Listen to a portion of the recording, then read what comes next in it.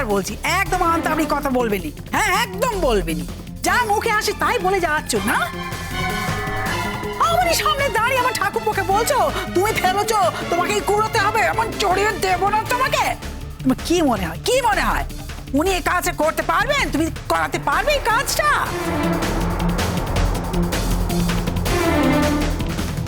হ্যাঁ বলছি, আর আমি আবারও বলবো, উনি যখন ফেলেছেন তখন উনিই করবেন। আর তুমি নিজের হাতে গয়নাগুলো ছুঁড়ে ছুঁড়ে ফেলেছো না, এখন তুমি নিজের হাতে তুলবে আর পিসমুনির হাতে দেবে। না হলে এক্ষুনি তোমরা যে জিনিসটা পছন্দ করো না, আমি কিন্তু সেটাই করতে বাধ্য হব।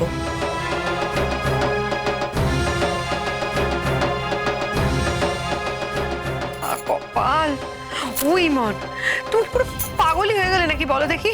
থামো না বাবু, থামো না। তুমি কেমন করে নিজের শ্বশুর শাশুড়ির সঙ্গে কথা বলতে হয় জানো না নাকি?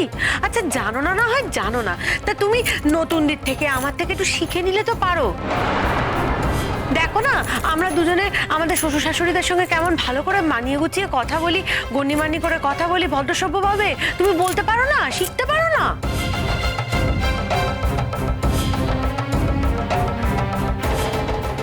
মিঠু, কিছু মানুষ হয় তারা এমনিতেই জঙ্গলি প্রকৃতির, বুঝলি? মানে ভদ্র সমাজের নিয়ম কানুন তারা শিখতে চায় না, শিখতে পারেও না। ঠিক বলেছো রূপকথা দি। কিছু কিছু মানুষ একেবারে জঙ্গলি হয়। আমি তোমার এই কথাগুলোর প্রতিধ্বনি করলাম। সত্যি আমাদের সমাজে এরকম অনেক মানুষই আছে যারা জঙ্গলি, যারা সমাজের নিয়ম কানুন কিচ্ছু জানে না, কিচ্ছু বোঝে না, জানতেও চায় না। আমি এই কথাগুলো তোমাদের বললাম। মানে যারা পিসিমণির শাড়িটা ছুঁড়ে ফেলে দিয়েছে, গয়নাগুলো ছুঁড়ে ফেলে দিয়েছে, যারা এই কাজগুলোকে ইন্ধন দিচ্ছে, তাদের সবাইকে ইন্ডিকেট করে বললাম। মানে তোমাকে উদ্দেশ্য করে বলছি। শাট আপ ইমন, অনেক কথা শুনেছি তোমার মুখ থেকে, কিন্তু আর শুনবো না। এই বাড়ির অন্যান্য লোকেরা তোমার সমস্ত কথা শুনে নেবে, কিন্তু আমি কিন্তু একটা কথাও মেনে নেব না। তুমি কি করবে সেটা কমপ্লিটলি তোমার ব্যাপার রূপকথা দি। তাই বলে আমার মনের মধ্যে যদি কিছু আসে সেটা যে আমি বলবো না, সেটা তো হতে পারে না, বলো?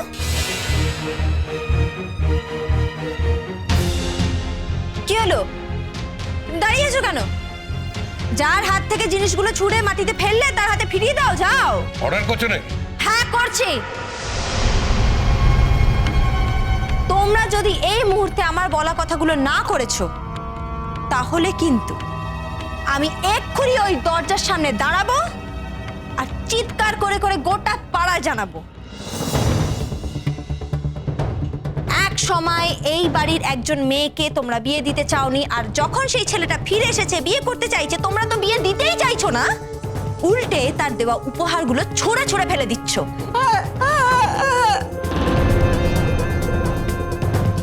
আচ্ছা অবৌঠান, একে নিয়ে কি করি বলো দেখি? হ্যাঁ, এটা আবার জ্বালিয়ে পুড়িয়ে শেষ করে দিলে। আর রণকে বলেও তো কোনো লাভ হচ্ছে না। রণ সাময়িক রাগ দেখাচ্ছে, তারপরে এই মেয়ে যোগে কি করছে, রণ আবার পাল্টি খেয়ে যাচ্ছে। যদি আগেকার দিন হতো তাহলে বলতাম বশ করেছে কিংবা তুক করেছে, কিন্তু আমি তো এসব বিশ্বাস করি না, সেজন্য সেটা আমি বলতে পারবো না। কিন্তু যেটা আমি বিশ্বাস করি সেটা আমি বলছি। এই মেয়ে নিশ্চয়ই রণকে বশ করেছে, শুধু কিভাবে বশ করেছে সেটা জানি না। এমন কি আছে এই মেয়ের মধ্যে যে রণ বশ হয়ে যাচ্ছে? আমার সাদা চোখে তো কিছু ধরা পড়ে না। তবে রণ যখন বশ হয়েছে তখন নিশ্চয়ই কিছু একটা আছে যে রণ বশ হচ্ছে। তার হদিশ হয়তো আমরা জানি না।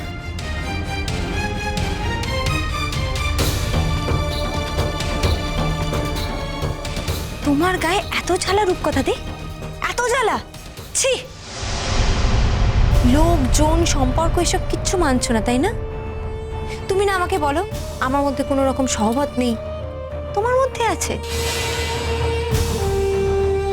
তাহলে এই কথাগুলো তুমি সবার সামনে অকপটে বলতে পারলে? নিজের স্বামীর জন্য যদি তোমার 100 ভাগের মধ্যে 1 ভাগও জ্বালা থাকতো না, তাহলে হয়তো দিনে একবার অন্তত তুমি দাদাভাইয়ের নাম নিতে।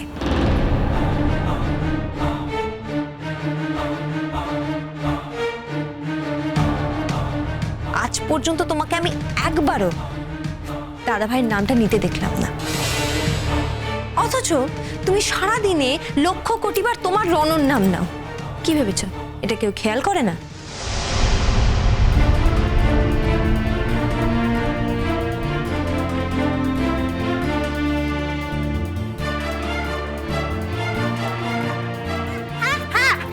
কেউ খেয়াল করেনি গো, কেউ খেয়াল করেনি তো। আমি সব খেয়াল করেছি।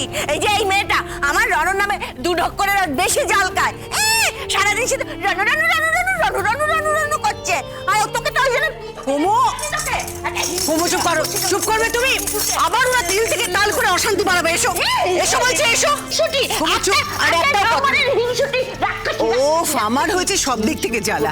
কুমু, কেন রমেশ, কি কেন কেন তোর কিসের জ্বালা রে? তোর কিসের জ্বালা?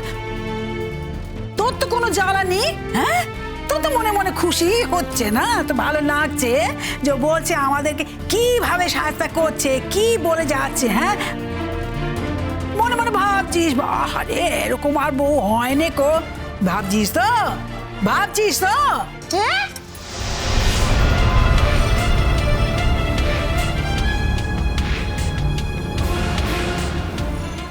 শোন, আমি তোকে বলছি এর একটা শেষ আছে।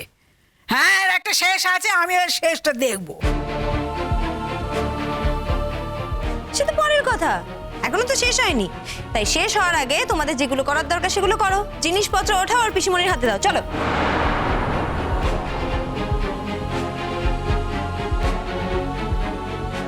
আই মে, তুমি থেকে থেকে বজ্জেটি মেট জেঠু এদেরকে অর্ডার করছো কেন? হ্যাঁ, তোমার এত ইচ্ছা যখন তুমি সমস্ত পরিবারে পিসিমণির হাতে দাও না। হ্যাঁ গো, তুমি না ছেলের বউ, বউ মানুষ, লজ্জা নেই তোমার? বউ মানুষ হয়ে শ্বশুর মশাইকে শাশুড়ি মাকে অর্ডার করছো?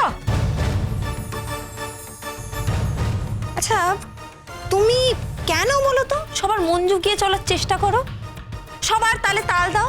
কি দরকার তোমার বলো তো? না না, আমাকে বলো, এদিকে দেখো।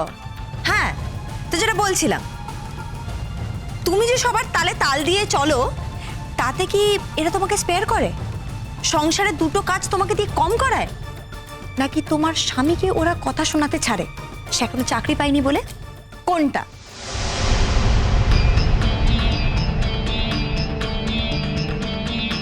তাহলে এখনো তুমি তাদের তালে তাল দিয়ে কেন চলো? অন্যায়কে অন্যায় বলার এই সৎ সাহসটুকু তোমাদের মধ্যে নেই, তাই না গো? যেটা সত্যি সেটাকে জোর গলায় সত্যি বলতে পারো না। একজন মানুষ উপহার পাঠিয়েছে আর সেটা ওরা ছুঁড়ে ফেলে দিল। হ্যাঁ, কোন সাহসে ফেলে দেয়? কুমু এসো।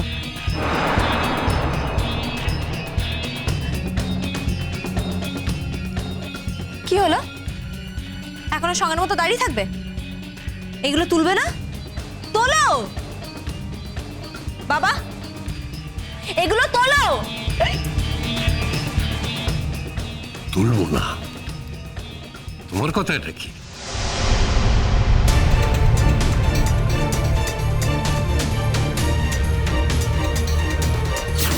দেখি কে তোলে, দেখি তুলবে।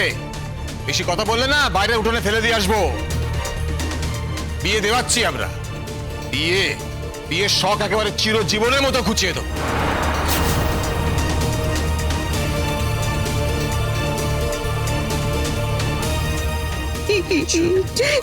গুছিয়ে দেবে বলছে।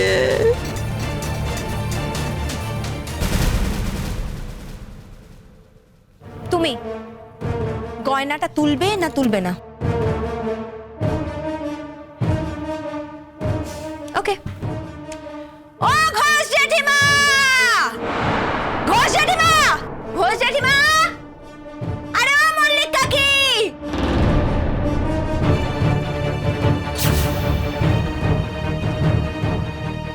শুনতে পাচ্ছ? আরে বাবা, এখানে তো তোমাদের বাড়ি সবার গায়ে গায়ে, না শুনতে পারার তো কিছু নেই। আরে এসো এসো, দেখে যাও কি কাণ্ড হচ্ছে এখানে। কুসুম